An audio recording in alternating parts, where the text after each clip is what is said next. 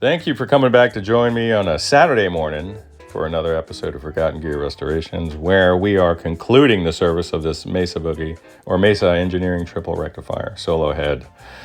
This is the one with all the tubes on the back, every single one of them. Let's get into it. Let's reckon with our attitude at the same time.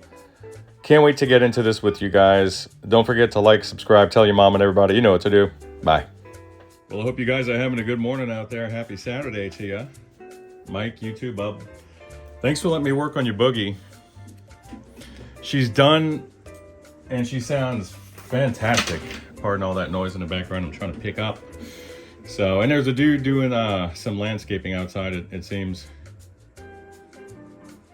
So, what went wrong? The chip, I think the 3914, just top of my head, failed. You had a lot of dirty jacks and contaminated and loose sockets there that I was able to take care of for you. You also had a diode array that had been severely stressed. One suffered so much heat that it literally vanquished the labeling on it.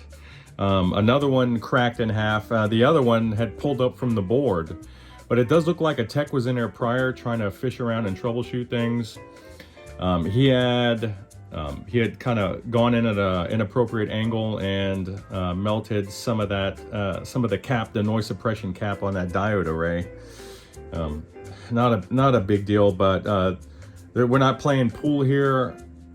So just trying to get the most obscene angle for a camera shot isn't what we need to be doing. We need to actually remove some components to allow us to have a little more space to work in. And even when I did that, I found it challenging. And thank goodness I had a smaller tip for my iron. And that's typically what I'll use for boogies or other sensitive PCB amps like this. I'll do that. So once we did all that, the noise that was being injected into the master volume wiper and then onto the phase inverter was removed. I thought a lot of it was around the loop, as I had suspected initially. All your tubes are good. There's some mechanical noise on warm up with your 5U4GB string here. There's 3 in parallel. Honestly, I would run it on diode setting for reliability because these guys are kind of getting a little old and long in the tooth. And the heaters are making a lot of noise, very pronounced when they're warming up. You'll hear like a bit of a sort of like a Christmas kind of sleigh sound. And that's actually the coils inside of there just mechanically vibrating. You're going from a very cold condition to a very hot condition pretty quickly. Things move around and shift. They get melty. They get stressed out over and over and over again. Especially moving these guys around when they're hot. That's detrimental to the health of a tube amp. There's any kind of jarring shock once everything's warm and gooey in there.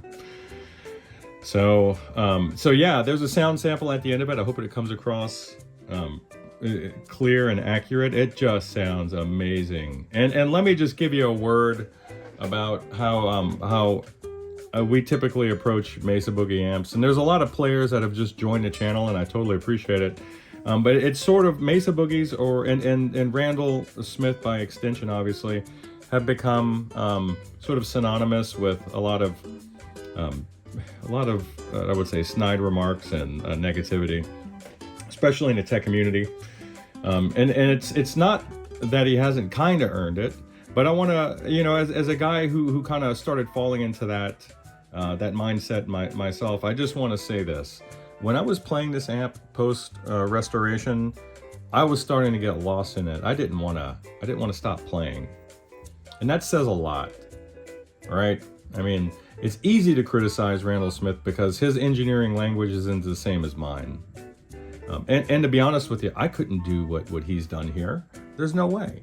It's easy for me to be critical of some of the choices that he made and some of the design work that he put into his amps.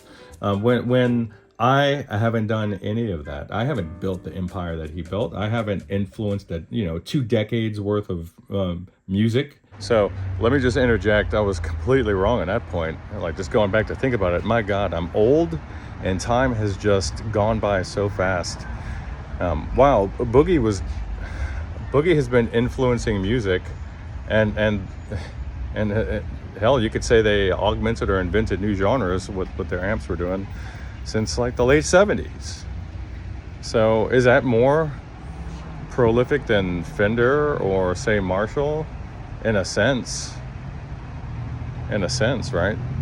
Anyway, gotta go back in. I haven't done any of those things. It's my job to keep them up and running, and to keep a positive attitude, right? So that's it. Let's get you the sound sample and all that stuff, and then I'll kind of go through all the samples and some of the modes. I don't really go through vintage or raw on channel 3. Just I'll flip to them and show you that it works. But to be honest with you, modern's where it's at on that, and that's just the sound. And you'll see that when you select pushed for clean, it brings you right to where channel 2 is.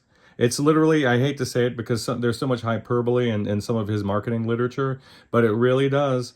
Channel 2 really does pick off where 1 leaves off. These are great amps that do a particular thing, and they do it exceedingly well. And if you keep on top of the maintenance, they'll run forever. Really hard to get this shot captured, so I moved this cap out of the way, and look at that down there. It's a train wreck. I hope one of these caps didn't short and take these out. But certainly, that's an issue. 100%. Let's see if we can move this guy out of the way. Look at that.